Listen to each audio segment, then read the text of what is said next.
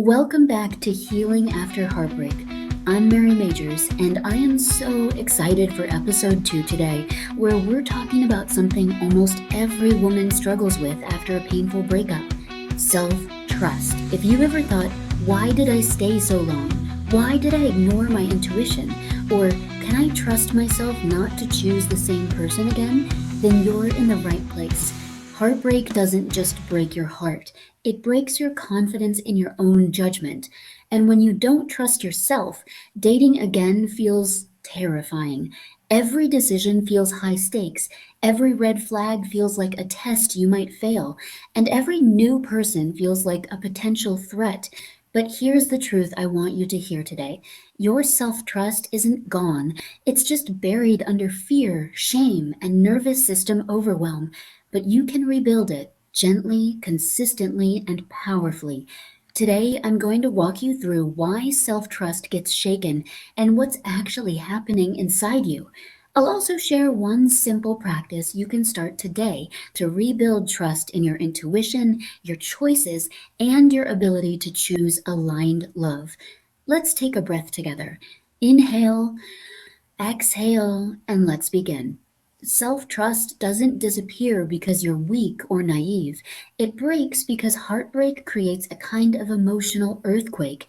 When the relationship ends, especially if it ended through betrayal, ghosting, or a sudden shift, your brain goes into detective mode, scanning the past for clues and asking questions like, what did I miss? Was I blind? Was I stupid? Did I ignore God, or did I ignore my intuition? This is your brain trying to protect you, thinking that if it can figure out what went wrong, it can prevent it from happening again. But here's the problem: your brain isn't reviewing the past with compassion, it's reviewing it with fear. Fear distorts memory, exaggerates mistakes, and turns hindsight into self blame. So instead of learning, you end up shaming yourself. And shame is the fastest way to destroy self trust. You don't trust someone who constantly criticizes you, and that includes yourself. So let's break this down in a way that feels grounding and normalizing. After heartbreak, three things happen. First, your nervous system goes into hypervigilance. Your body becomes alert to danger, scanning for red flags everywhere because you're afraid of missing something again. This isn't overreacting, it's protection. Second, your brain rewrites the past through the lens of fear. You remember the moments you ignored your intuition and forget the moments you did listen. You forget the context, the hope, the love, and the humanity because fear edits the story. And third, your spiritual connection feels quieter.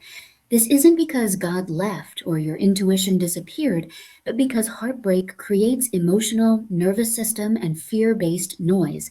And that noise makes it hard to hear guidance. So, of course, you doubt yourself, feel unsure, and are afraid of repeating the past. Nothing is wrong with you. You're having a very normal response to a very painful experience. I want to say something gently but clearly. You didn't miss the signs. You interpreted them through the level of healing, safety, and awareness you had at the time. You made the best decisions you could with the information you had, the tools you had, and the emotional capacity you had. You weren't foolish. You were hopeful, loving, trying, and human, and you deserve compassion, not criticism. Self trust begins with telling the truth about your past, not the fear edited version, but the compassionate, human version. Self trust doesn't come back all at once. It returns through small, consistent evidence. Not big promises, not perfection, and not a vow to never choose wrong again.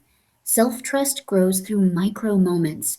So, I want to teach you a simple practice I use with clients, a practice that rebuilds self trust gently and steadily. In closing, I want to share the micro evidence practice, which only takes about 2 minutes a day. Every day, I want you to notice one small moment where you listen to yourself. Maybe you said no to something that didn't feel right, you rested when your body asked for it, you paused before responding, you noticed a red flag, you honored a boundary, you told the truth, you walked away from something misaligned, or you chose peace over chaos. Write down just one moment a day, because here's the secret: self trust isn't rebuilt through big decisions, it's rebuilt through small evidence. When you collect these micro moments, your brain starts to shift from "I can't trust myself" to "I'm learning to trust myself" to eventually "I am trustworthy." This practice rewires your nervous system, your self image, and your relationship with your intuition. And over time, you begin to feel like yourself again, the grounded, clear, spiritually connected version of you. I want to leave you with a reframe that has changed so many women's lives. You don't rebuild self trust by being perfect, you rebuild it by being present. Present with your body, your intuition, your truth, your needs, and your boundaries. Self trust is not a destination, it's a relationship, and you're allowed to rebuild it slowly, gently, and with compassion. Thank you for spending this time with me today. If this episode helped you soften toward yourself or understand your healing in a new way, please share it with a friend who needs it. And if you're ready for deeper support, you can learn more about coaching with me in the show notes. You're not starting over, you're becoming someone new.